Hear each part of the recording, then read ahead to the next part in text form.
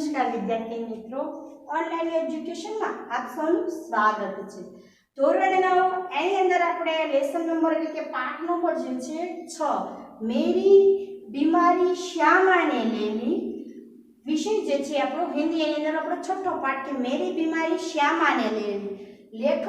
હરિવંશરાય બચ્ચનજી, આપણે બધા જેને ઓળખીએ છીએ હરિવંશરાય બચ્ચનજીને। જન્મ તો કે છે 1907 અને નિધન જે છે એટલે કે એમનું મૃત્યુ 2003 માં। હવે આપણે વાત કરીએ કે મેરી બીમારી શ્યામાને લેલી, તો પ્રસ્તુત જે કાવ્યના આપણો પાઠ છે એ આત્મકથાંશ છે। આત્મકથાંશ છે એટલે કે પોતે પોતાની વાત કરે છે કે છે। એમાં શું છે કે મેરી બીમારી શ્યામાને લેલી દર્દનાક એક કે છે કરુણ રસથી ભરેલો છે। આનો અંત એટલે કે પાઠનો જે અંત છે એ એકદમ કરુણ આવે છે, દર્દ ભરેલો આવે છે। तो ये આપણે જોઈએ। અને दूसरो कि कवि की भावनात्मक और संवेदनशील का प्रगटीकरण मिलता है। હું તમને સ્ટોરીની વાત કરું કે આ પાઠની અંદર શું આવશે, તો જે લેખક છે એ લેખક જે છે પોતે શિક્ષક છે કે છે, પોતે શિક્ષક તરીકેનું પોતાનું કામ જે છે એ કરે છે અને એમ કહે છે કે મને ક્યારે તાવ નહોતો આવતો, પણ જ્યારે મને તાવ આવે ત્યારે જે કામ હોય એથી પણ હું વધુ સારું કામ કરી શકતો હતો અને ક્યારે મેં કોઈ દી ખાટલામાં પડી રહ્યો હોય એવું મને કોઈ દિવસ કે છે યાદ નથી, પણ સળંગ કે છે મને 9 મહિનાથી તાવ ઝીણો આવતો હતો અને એ તાવ વધતો ગયો કે છે। અને મેં મારી આજુબાજુના ડોક્ટરો પાસેથી કે છે પણ દવા લીધી, બીકી મુખર્જી પાસેથી દવા લીધી કે છે અને એમણે મને સખત આરામ કરવાનું કહ્યું, કારણ કે એમને ક્ષય રોગ થયો હતો એ કારણે કે છે। એટલે એમની સ્કૂલ જે હતી એ છૂટી ગઈ હતી, એટલે કે સ્કૂલનું કામકાજ કરી શકતા નહોતા અને ટ્યુશનનું જે કામ હતું એ રાત્રિ દરમિયાન કરતા હતા। એ દરમિયાન કે છે એ પોતે લખાણ એટલે કે લખતા હતા, નાટકો લખતા હતા, એકાંકી લખતા હતા, રચયિતા તરીકે પોતે લેખક તરીકે ખૂબ આપણી સામે રજૂ થયા છે તો લખતા હતા અને એ લખાણ એ પુસ્તકોને એ વેચી અને પોતાના ઘરનું કે છે ગુજરાન ચલાવતા હતા। એમની પત્નીનું નામ શ્યામા હતું કે છે અને એમને જે ક્ષય રોગ થયો એ ક્ષય રોગ મટાડવા માટે એમણે હોમિયોપેથીની દવા લીધી હતી અને તેમ છતાં આ રોગમાં કાંઈ ફેર પડતો નહોતો, દિવસે ને દિવસે કે છે એ રોગ વધતો જતો હતો કે છે। એમના બાજુની અંદર કે જે રહેતા હતા એ કોઈ બંગાળી બાબુ રહેતો હતો, એ બંગાળી બાબુએ એમને આયુર્વેદિક ઉપચાર આપ્યો કે છે। એ ઉપચારથી પણ કે છે જ્યારે ડૉક્ટર એવું કહેતા હતા કે એમણે નોન વેજીટેરિયન એવું દૂધ એવું ન લેવું જોઈએ, એવું લેવું જોઈએ અને આણે એથી ઉલટો લે અને એક બીજો કે ડૉક્ટરની દવા એમને મોંઘી પડે એવી હતી, જ્યારે આયુર્વેદિક દવા એમને સસ્તી પડી હતી, એટલે એમણે આ દવાનો ઉપચાર શરૂ કર્યો। પણ બન્યું એવું કે આ દવાથી એમનું શરીર જે છે તંદુરસ્ત અને એમને જે શારીરિક બીમારી હતી એ સારી થઈ, પણ એમની સેવા ચાકરી કરવામાં એમની પત્ની જે છે શ્યામા એ બીમાર પડી ગઈ અને એક એવી બીમાર પડી કે ફરીથી ક્યારેય ઊભી જ ન થઈ શકી અને આમ કે છે એમની બીમારી જે હતી એમની પત્નીને થઈ ગઈ કે છે। આમ આ પાઠનું નામ છે કે મેરી બીમારી શ્યામાને લેલી। પોતે સ્વસ્થ થઈ ગયા અને એમની પત્ની જે છે એ બીમાર પડી ગઈ, આવું એટલે કે મેરી બીમારી શ્યામાને લેલી એની વાત આપણે અહીંયા રજૂ કરી છે કે છે। तो हमें अपने पाठ में જોઈએ કે છે मैं अपनी बीमारी को दोहराने वाले में न था, सच कहूँ तो मैं अपनी बीमारियों के प्रति प्राय निर्भर था। शायद मैंने गांधी जी के ही लेख में कहा पढ़ा था कि बीमार होना अपराध है, हमें जो शरीर दिया गया है उसे हम स्वस्थ न रखे तो हम अपराधी है। શું કીધું છે કે હું ક્યારે બીમારીને બહુ ધ્યાનથી બીમારી પ્રત્યે સજાગ હતો, હું ક્યારે બીમાર પડતો નહોતો, કદાચ કે ક્યારેક પુસ્તકોની અંદર ગાંધીજીએ લખેલું હતું કે બીમાર થવું એ ગુનો છે કે છે, કારણ કે આપણું શરીરમાં જ્યારે આપણે સ્વસ્થ રાખીએ ત્યારે આપણે બીમાર પડીએ છીએ। मैं इस तर्क को कुछ और आगे ले गया हूँ, अपराधी को दंड देना हम स्वस्थ न रखें तो हम अपराधी थे, इसमें मैं आगे बढ़ता हूँ। मुझे अब जब कभी छोटी मोटी बीमारी होती, जुकाम એટલે કે તાવ, जुकाम એટલે શરદી, बुखार એટલે તાવ, ખાંસી એટલે ઉધરસ, સિર દર્દ એટલે કે માથાનો દુખાવો, તો મેં ખાટ પર ન લેતા, ક્યારે મને સામાન્ય બીમારી થાય તો હું કોઈ દિવસ ખાટલામાં પડતો न હતો और भी अपने से काम लेता અને બીમાર પડતો તો વધુ સરળ રીતથી જાજુ કામ કરતો હતો કે છે मुझे भरे भटूरे बुखार में अपनी रात की ट्यूशन पर जाने की याद आती એટલે કે હું તાવથી તપ હોય તો મને રાતનું ટ્યુશન યાદ આવતું હતું કે છે बुखार की गर्मी और तेजी में तो मैं और जोश से पढ़ा था मजदूरी करके रोटी कमाने वालों को बीमार पड़ने का क्या अधिकार है કીધું કે બીમાર હોય છતાં હું વધુ કામ કરતો હતો કારણ કે મહેનત કરી અને પોતાની પરસેવાથી જે એટલે કે પોતાનું પેટ ભરે છે એ લોકોને બીમાર પડવાની કોઈ જરૂર છે નહીં કારણ કે એ બીમાર પડે તો પોતે ભરણ પોષણ નથી કરી શકતા એટલા માટે મેં બીમાર પડવાનો અધિકાર નથી કે છે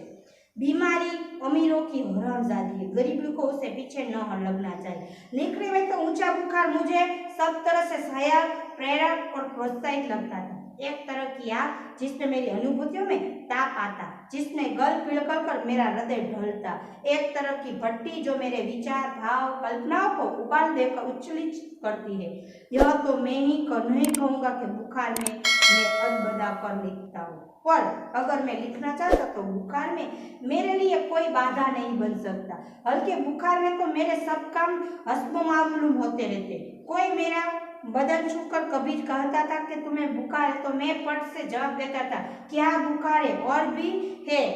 शायद किपलिंग ने अपनी आत्मकथा में लिखा है कि कभी कभी उसे बुखार में काम करना पड़ता तो और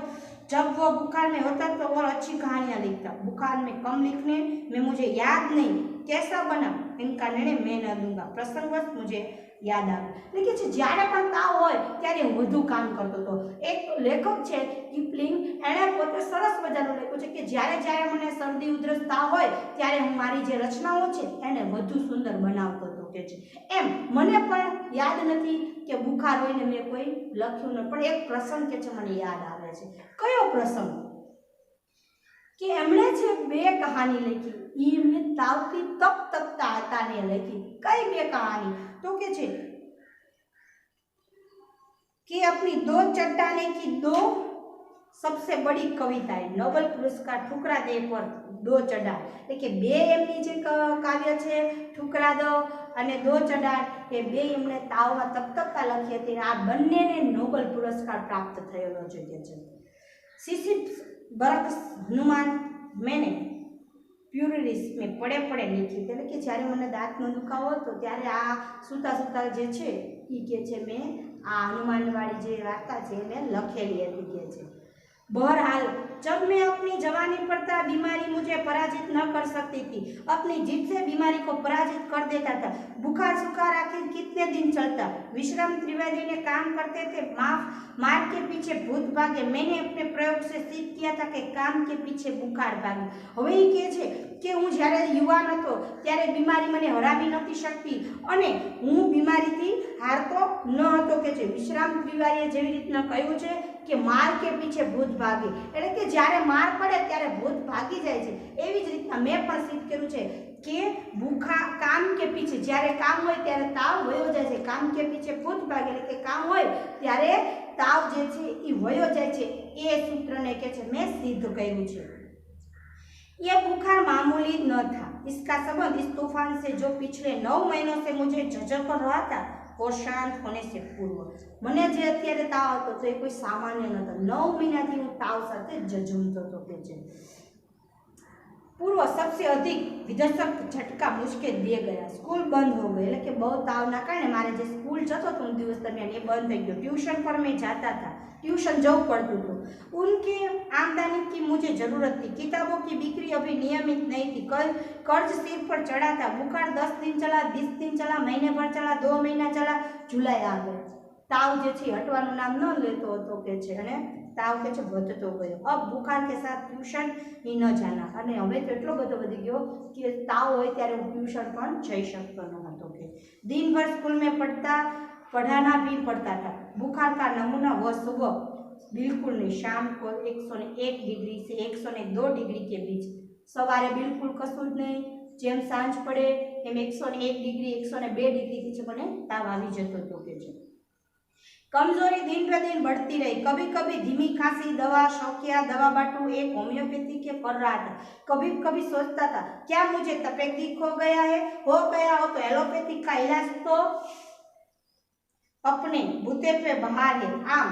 क्या अब उस मेरी जीवा पर सरस्वती बैठी थी जब मैंने कहा था कि श्यामा का बुखार मुझे ले